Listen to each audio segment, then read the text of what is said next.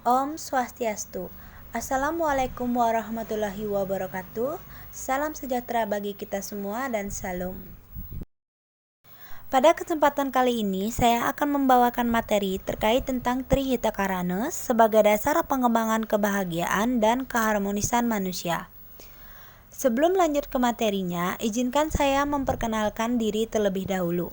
Saya sendiri adalah Niwayan Cynthia Candani dan rekan-rekan yang membantu saya dalam presentasi ini yaitu Nika Deksanditya Putri, Nikomang Astari, Ayu Novia Pratiwi, Andi Nursya Feizah, Ketut Gede Sunu Utama, dan Filemon Sihombing. Materi pertama yang akan dibahas yaitu tentang definisi THK. THK atau Trihita Karana dalam konsep agama Hindu berasal dari kata tri yang berarti tiga, hita yang berarti kebahagiaan, dan karana yang berarti penyebab. Dengan demikian, Trihita Karana berarti tiga penyebab terciptanya kebahagiaan. Pada dasarnya, hakikat ajaran Trihita Karana menekankan tiga hubungan manusia dalam kehidupan di dunia ini. Ketiga hubungan itu meliputi hubungan dengan sesama manusia, hubungan dengan alam sekitar, dan hubungan dengan Tuhan yang saling terkait satu sama lain. Setelah kita membahas tentang definisi dari Trihita Karana, sekarang kita akan membahas tentang tujuan Trihita Karana. Tujuan sebenarnya dari Trihita Karana adalah mencapai kebahagiaan hidup melalui proses harmoni dan kebersamaan. Untuk mencapai kebahagiaan tersebut, Trihita Karana sangat dipengaruhi oleh lingkungannya.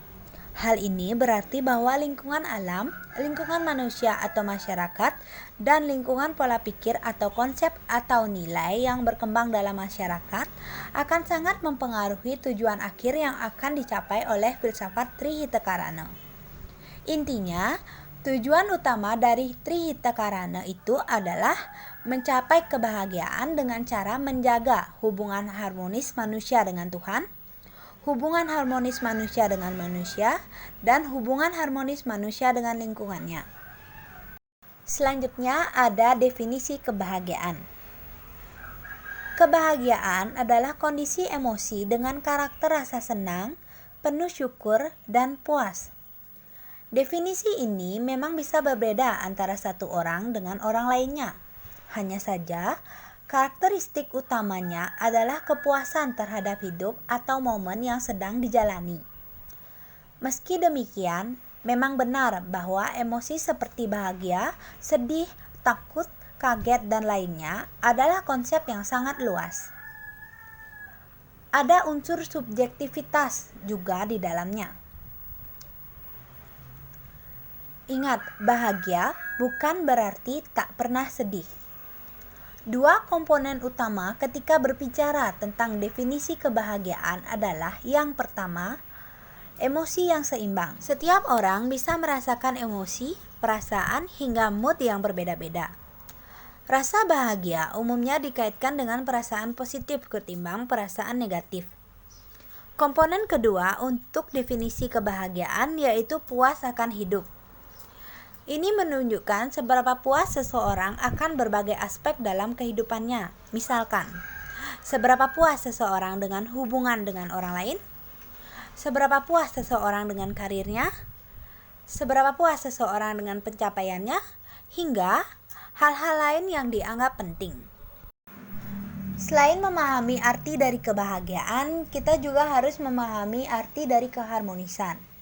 Arti kata harmonis adalah perihal atau keadaan yang mencerminkan suatu harmonis, keselarasan, dan keserasian.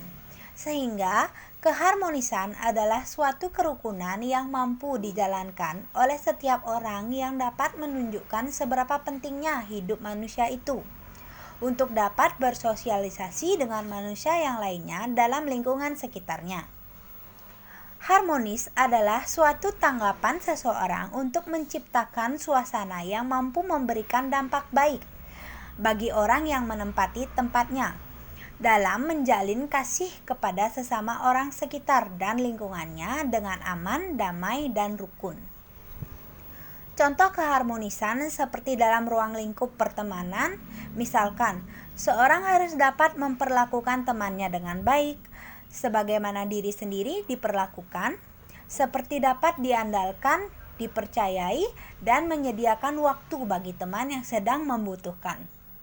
Tanpa kita sadari, THK sebenarnya adalah suatu konsep yang dapat mengantarkan kita untuk mencapai keharmonisan dan kebahagiaan dengan mudah. Caranya yaitu, misalkan, THK sebagai pengembang kebahagiaan. Dilihat dari konsep perahyangannya, perahyangan adalah hubungan manusia dengan Tuhan. Dalam agama Hindu, orang tidak akan pernah merasakan kebahagiaan yang sempurna ketika melupakan Sang Pencipta.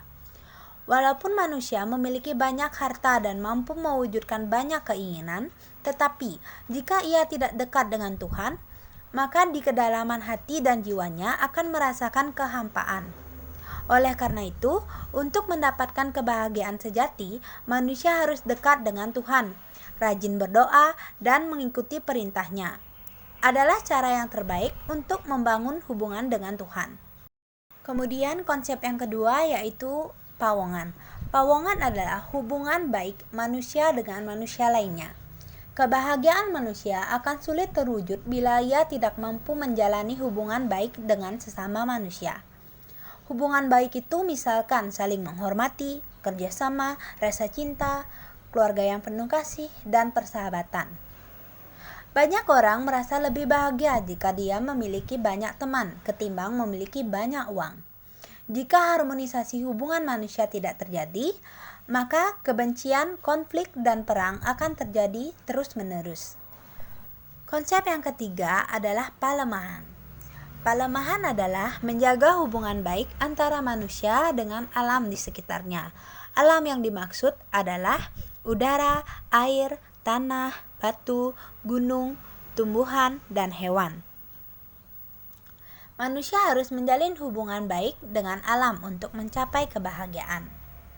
Jika manusia merusak alam, misalkan dengan pembakaran hutan, mencemari air, dan lain-lain, maka alam akan membayar kita dengan bencana, menyebabkan penderitaan. Untuk itu, kita harus memelihara alam dan memanfaatkan sumber dayanya dengan baik atau secukupnya. Sebagai simbol perwujudan Trihita Karana, khususnya masyarakat Bali dalam membangun rumah menerapkan 3 konsep ini. Setiap pekarangan rumah dibagi menjadi 3 wilayah. Halaman depan digunakan untuk membangun pura keluarga, simbol dari perahyangan. Wilayah tengah adalah rumah tinggal, simbol dari pawongan. Dan halaman belakang adalah simbol dari palemahan. Kemudian ada Trihita Karana sebagai pengembang keharmonisan. Trihita Karana adalah 3 penyebab manusia mencapai kebahagiaan. Berupa, yang pertama, keharmonisan antara manusia dengan Tuhan disebut dengan parahyangan.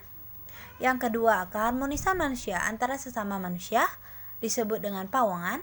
Dan yang ketiga, ada keharmonisan antara manusia dengan alam lingkungannya yang disebut dengan palemahan. Ketiga tujuan ini memiliki tujuan yang sama, yaitu terciptanya keharmonisan.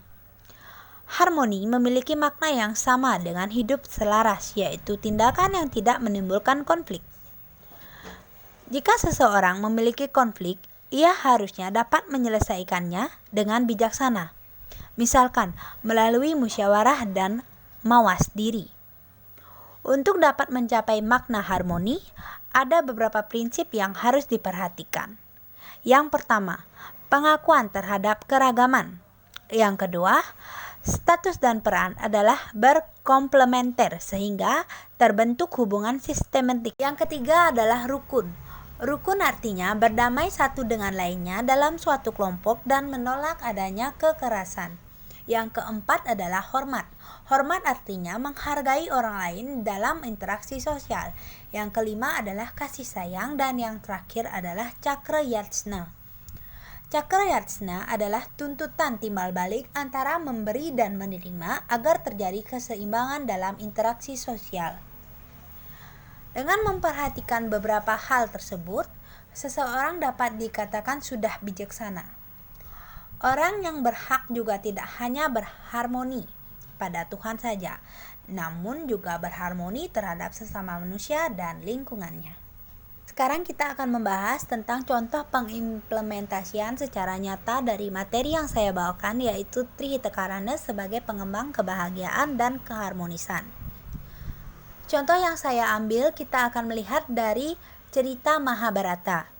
Mahabharata adalah suatu kisah yang menceritakan tentang konflik antara satu keluarga, di mana keluarga tersebut terbagi menjadi dua belah pihak, yaitu Korawa dan Pandawa. Di sini kita fokus untuk melihat satu orang, yaitu Arjuna dari pihak Pandawa. Menurut saya, Arjuna ini sudah mampu mengimplementasikan di mana konsep Trihitakarana ini dapat mengembangkan kebahagiaan dan keharmonisan dalam dirinya maupun dalam keluarganya. Misalkan jika dilihat dari konsep parahyangan, yaitu menjaga hubungan baik antara manusia dan Tuhan Yang Maha Esa. Arjuna sudah mengimplementasikannya, di mana Arjuna menjaga hubungan baik dengan Dewa Krishna, sehingga Dewa Krishna senantiasa membantu Arjuna dalam keadaan sulit apapun, seperti misalkan dalam perang Bharatayuddha. Meskipun Dewa Krishna itu seorang dewa, dia bersedia untuk menjadi kusir dari Arjuna dan mengarahkan Arjuna untuk mencapai kemenangannya. Kemudian dilihat dari konsep pawongan, di mana Arjuna ini mengimplementasikan dengan menjaga hubungan baik sesama saudaranya dan istrinya, ibunya, dan seluruh keluarga besarnya. Dia juga sudah berusaha untuk menjalin hubungan baik dengan pihak Korawa. Dari pihak Pandawa ini yang diwakili oleh Arjuna sudah berusaha untuk minta perdamaian, tetapi ditolak oleh pihak Korawa. Inilah salah satu cermin dari pengimplementasian pawongan. Kemudian dilihat dari konsep palemahannya. Kita bisa melihat pada saat Arjuna membangun kerajaan Indraprastha, di mana dia membangun hubungan baik dengan alam di sekitarnya, sehingga alam pun memberikan hal-hal yang sangat baik berupa istana yang sangat bagus untuk Arjuna dan keluarganya sebagai tempat tinggal. Sekian presentasi dari kelompok kami. Saya tutup dengan Paramasanti. Om Santi Santi Santi Om.